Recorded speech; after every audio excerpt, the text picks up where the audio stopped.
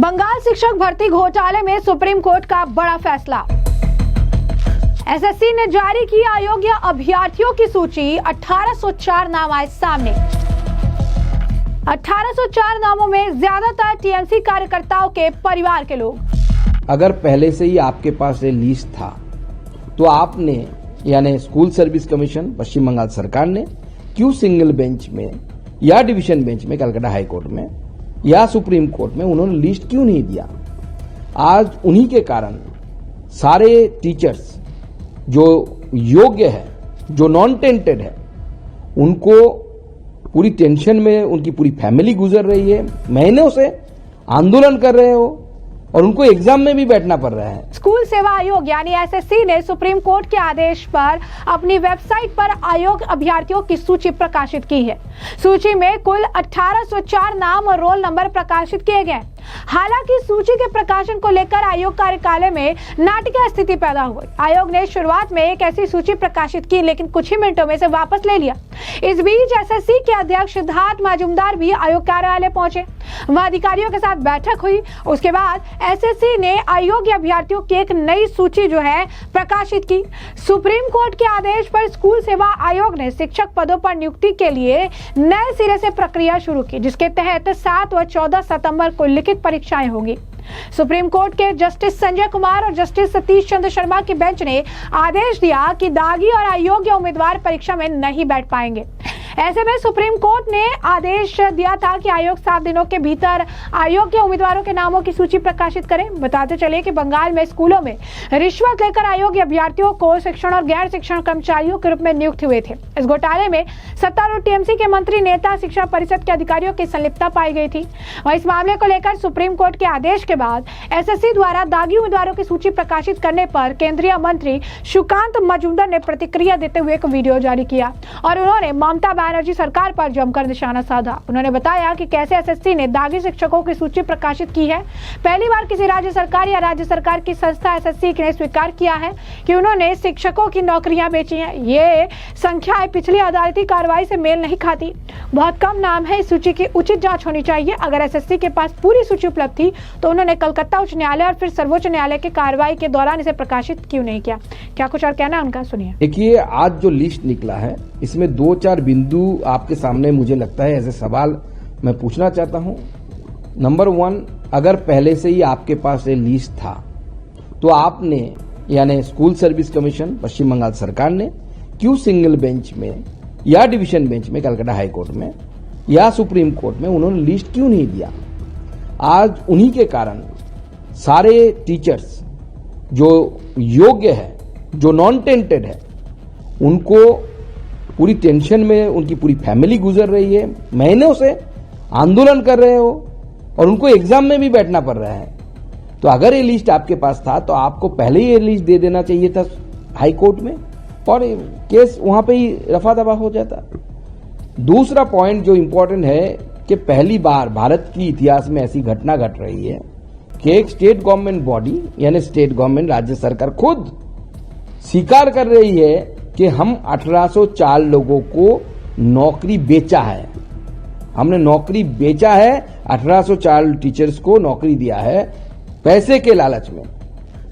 तो ये पहली बार भारत के इतिहास में ऐसा हो रहा है। अगर ऐसा हो रहा है तो माननीय मुख्यमंत्री ममता बनर्जी का मोरल राइट नहीं है कि वो अपने पद पर बैठे रहे। और उसके साथ साथ मुझे लगता है कि जिन्होंने घूस दिया, ब्राइब दिया, वो अपराधी है और जिन्होंने लिया वो अपराधी नहीं है। तो इस लिस्ट के साथ साथ उन लोगों को भी नाम बाहर आना चाहिए जो लोगों ने पैसा लेकर, जिन लोगों ने पैसा लेकर स्कैम किया, एक करप्शन किया और ममता बनर्जी को इसका मोरल रिस्पॉन्सिबिलिटी लेते हुए उनको रिजाइन कर देना चाहिए। एंड मुझे लगता है कि ये जो 1804 जो दिख रहा है, मुझे लगता है कि प्रीवियस जो रिपोर्टिंग हुआ है, मीडिया में आया है, कोर्ट ने जो बोला है, ये संख्या बहुत छोटी लग रही है। इस पर भी इन्वेस्टिगेशन होना चाहिए। क्या इनका नाम, इनको बलि का बकरा बना के बाकी कुछ लोगों को बचाया नहीं जा रहा है क्या? इस पे भी सवाल या निशान है। तो जैसे कि आपने उनका बयान सुना, उन्होंने कहा कि सभी योग शिक्षक जो दागी नहीं है उन्हें परीक्षा का सामना करना होगा। पहले उनमें से कुछ ने अपनी जान गंवा दी है। एक एसटी जो शिक्षक है उसने मानसिक दवा के कारण अपनी जान गंवा दी। अगर पश्चिम बंगाल सरकार की संस्था एसएससी स्वीकार करती है उसके भ्रष्टाचार किया, शिक्षकों की नौकरियां बेची हैं, तो किसी को इसकी जिम्मेदारी लेनी चाहिए। मुख्यमंत्री ममता बनर्जी को सीएम की कुर्सी पर बैठने का कोई नैतिक अधिकार नहीं है, उन्हें तुरंत इस्तीफा देना चाहिए। वहीं आपको बता दें कि जो लिस्ट सामने आई है उस लिस्ट को साथ में रखते हुए से पोस्ट करते हुए अमित मालवीय ने लिखा है कि पश्चिम बंगाल एसएससी घोटाले में दागी उम्मीदवारों की सूची जारी करने के लिए अदालत द्वारा ममता बनर्जी को आदेश दिए जाने के बाद विवरण में भाई भतीजावाद और भ्रष्टाचार की चौंकाने वाली तस्वीर सामने आई। तो हाँ, टीएमसी समूच बंगाली पार्टी है और जो है ममता बनर्जी एक सच्ची बंगाली नेता है। सिर्फ तभी जब बात योग्य उम्मीदवारों से जो है अवसर छीन कर अपनी पार्टी के पसंदीदा उम्मीदवारों को सौंपने की आती है। इस दौरान लिस्ट में जो नाम थे, जो रोल नंबर थे, उससे उन्होंने बताया कि बंगाल एसएससी द्वारा जारी दागी लोगों की सूची में कुछ नाम इस प्रकार है। रोशनारा बेगम जो टीएमसी विधायक हमीदुल रहमान की बेटी है, अंकिता अधिकारी जो कि पूर्व टीएमसी मंत्री की बेटी है, अजय मांझी जो टीएमसी क्षेत्रीय अध्यक्ष के वो हैं अध्यक्ष हैं, कुहेली घोष जो कि टीएमसी पार्षद है, प्रियंका मंडल टीएमसी पार्षद है, शाइनी सुल्ताना टीएमसी युवा नेता है, संपा घोष टीएमसी विधायक की बहू है, विभाषा मलिक टीएमसी नेता है, संतोषी मलिक विभाषा मलिक की पत्नी है, नमिता आदक टीएमसी नेता की पत्नी। अगर ममता बनर्जी बंगाल की मुख्यमंत्री नहीं होती तो इन लोगों को नौकरी नहीं मिलती। एसएससी घोटाले और अयोग्य उम्मीदवारों को नौकरी देने का श्रेय पूरी तरह से उन्हीं को जाता है।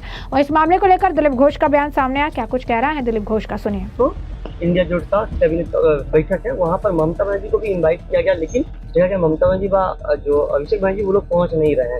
क्या कहेंगे? देखिए, ये जो इंडी जोट है और दूसरे अलायंस है, चुनाव आते ही थोड़ा एक्सरसाइज करते हैं लोग, लेकिन फिर अपना अपना अलग हो जाते हैं। यहाँ भी वही होगा। बिहार में चुनाव है, राजीव गांधी चाह रहे हैं कि सबको ला करके एक एकता दिखाएं, विरोधियों को थोड़ा, विपक्ष का जो बीजेपी का वोटर और सामान्य जनता को भ्रमित करें। लेकिन बिहार में टीएमसी का क्या है, क्यों जाएंगे? एसएससी का कल जो अयोग्य प्रार्थी लोग हैं उन लोगों का लिस्ट निकाला गया है। इस पे राज्य में हड़कंप मची है, जहाँ पर जगह जगह प्रतिवाद हो रहा है, जो कि बोल रहे हैं कि हम लोग परीक्षा देके पास है तो फिर भी हम लोगों का नाम दागी में आया है। नहीं, देखिए, योग्य की जो बात हो रही है यहाँ परीक्षा में, जो लोग प्रॉपरली परीक्षा में बैठ करके पास करके नौकरी में आए हैं उनका तो जायज है, लेकिन ऐसे भी 8-10 हज़ार लोग हैं जो बिना परीक्षा के केवल पैसा दे के या तो किसी नेता का नज़दीकी हैं, रिश्तेदार हैं, तो इसलिए उनको नौकरी मिला है। इन दोनों को अलग करना पड़ेगा और सरकार के पास सब कुछ होते हुए नहीं कर रही, क्योंकि ऐसे जो सैकड़ों करोड़ रुपया लेन देन हुआ है और उनके नेता इसमें इन्वॉल्व है, तो उनको बचाना चाहते हैं, इसलिए नहीं चाह रहे हैं। लेकिन कोर्ट अगर चाहेगा तो सारा कुछ तथ्य है, उसमें से काम हो सकता है, नहीं तो लेंदी हो रही है। अभी अक्टूबर से इन सारी लोगों को तनख्वाह बंद हो जाएगा, कोई स्कूल नहीं जाएगा। ये जो बंगाल के हजारों स्कूल है वो बंद हो जाएगी। तो यहाँ की जो स्टूडेंट है, आम जनता की जो बच्चे हैं जो पढ़ते हैं सरकारी स्कूल में लाखों संख्या में, इनकी भविष्य क्या होगी, ये कहाँ जाएंगे? इसके बाद सरकार को सोचना चाहिए। वो अपने कैडर को बचाने में लगे हैं, लेकिन यहाँ की जनता की भविष्य क्या होगी? तो जैसे कि आपने दिलीप घोष का बयान सुना, इसके साथ साथ प्रदीप भंडारी ने भी इस लिस्ट को जो है जारी किया है। और प्रदीप भंडारी भी पोस्ट का लिखते हैं कि कलकत्ता उच्च न्यायालय द्वारा ममता बनर्जी को बंगाल एसएससी घोटाले में दागी भर्तियों की सूची प्रकाशित करने के लिए मजबूर करने के बाद सच्चाई सामने आ गई है। टीएमसी द्वारा रची गई रोजगार लूट से कम नहीं है। ये सभी इस बात पर प्रमाण है कि अगर ममता बनर्जी मुख्यमंत्री है तो योग्यता का कोई महत्व नहीं है, केवल टीएमसी से निकटता ही मायने रखती है। एसएससी घोटाला सिर्फ एक घोटाला नहीं, ये भ्रष्टाचार, भाई भतीजावाद और बंगाल के युवाओं के साथ विश्वासघात का ममता बनर्जी का निजी प्रमाण पत्र है। ममता बनर्जी की एकमात्र खासियत है वो लूट है। टीएमसी के लिए भ्रष्टाचार सब कुछ है और सब कुछ जो है भ्रष्टाचार पर इनके लिए जो है भारी है। और इस मामले को लेकर लगातार आपको बता दें, शुभेंदु अधिकारी का भी बयान सामने आया। क्या कुछ कहना है बीजेपी के नेता शुभेंदु अधिकारी का, सुनिए। सुप्रीम कोर्टेर परिष्कार निर्देश छिलो जेहेतु राज्य सरकार যোগ্য অযোগ্য তালিকা সুপ্রিম কোর্টের হিয়ারিংয়ের সময় দেয়নি, দীর্ঘ সময় ধরে দেয়নি। সুপ্রিম কোর্ট কতগুলো যেহেতু তালিকা দেয়নি, এসএসসি অর্থাৎ মমতা ব্যানার্জি বলেছিল OMR tampering, rank jumping, out of panel, এইরকম 3-4 প্রকারের যারা আছে তারা টেন্টেড। পরবর্তীকালে অনেকগুলো রিভিউ পিটিশন হয়েছে এবং অনেক রাজ্য সরকারও গেছিল, সেখানে পরিষ্কার বলে দিয়েছিল সুপ্রিম কোর্ট সব রিভিউ পিটিশনকে খারিজ করে যে এই ক্যাটাগরিতে যারা পড়ছে দে আর টেন্টেড এবং এরা কেউ অ্যাপ্লাইও করতে পারবে না, পরীক্ষায় বসতে পারবে না, বাকিরা বসবে। কিন্তু ফাইনালি সুপ্রিম কোর্টের যে কয়েকদিন আগের নির্দেশ যে 2 তারিখের মধ্যে তালিকা প্রকাশ করতে হবে, তাতে অনেকগুলো জিনিস সামনে চলে এলো। একটা হচ্ছে নির্বাচিত সরকার, যে সরকার বেকারদের কর্মসংস্থান, স্বচ্ছতা, সংবিধান মেনে কাজ করার কথা বলে এসেছে, সে 1804 হোক আর যাই হোক, একটা চাকরিও কোনো নির্বাচিত সরকার অবৈধভাবে দিতে পারে না। আজকে গোটা ভারতবর্ষ দেখল যে মমতা বন্দ্যোপাধ্যায় সরকার অবৈধভাবে চাকরি দিয়েছে এবং এই চাকরি যারা হারা হলেন তারা যদি দাগী হন বা অভিযুক্ত হন, সাথে সাথে মমতা ব্যানার্জি এবং তার সরকার হচ্ছে মহাদাগী। কারণ এই লোকগুলোর মধ্যে অনেকেই রাজনৈতিকভাবে সুপারিশে চাকরি পেয়েছে, আবার অনেকে স্ত্রীর গয়না, মায়ের গয়না, গরু বাছুর, জমি জায়গা সব বিক্রি করে চাকরি পেয়েছে। স্বাভাবিকভাবে এরা যদি দাগী হয়ে থাকেন, হয়তো দাগী সুপ্রিম কোর্টের ভাষায়, তাহলে মহাদাগী হচ্ছে মমতা বন্দ্যোপাধ্যায়ের সরকার। মমতা বন্দ্যোপাধ্যায়ের সরকার চাকরি চোর, যা এতদিন জনসভাতে মিডিয়াতে আমরা বলতাম, আজকে কিন্তু সুপ্রিম কোর্টের এই কড়া নির্দেশের পরে নিজেরাই স্বীকার করলো যে আমরা চাকরি চোর। এবং যেহেতু এসএসসির হাত থেকে ক্ষমতা কেড়ে নিয়ে পার্থ চ্যাটার্জি, এসপি সিনহার নেতৃত্বে আলাদা কমিটি করেছিলেন, তাই সম্পূर्ण दायभारটা राज्य मुख्यमंत्री ममता बनर्जी ऊपर ही बर्ताए। तो जैसा कि आपने शुभेंदु अधिकारी का भी बयान सुना, उन्होंने भी ममता बनर्जी पर जमकर निशाना साधा है और इस घोटाले को लेकर उन्हें जिम्मेदार ठहराया है। और ऐसे में हमने आपको जो पूरा मामला है विस्तार से बताया कि पूरा मामला क्या है। तमाम नेताओं के आपने बयान सुन लिया और इस मामले पर आपकी भी जो राय हो हमें कॉमेंट सेक्शन में कॉमेंट करके जरूर से जरूर साझा करिएगा। धन्यवाद।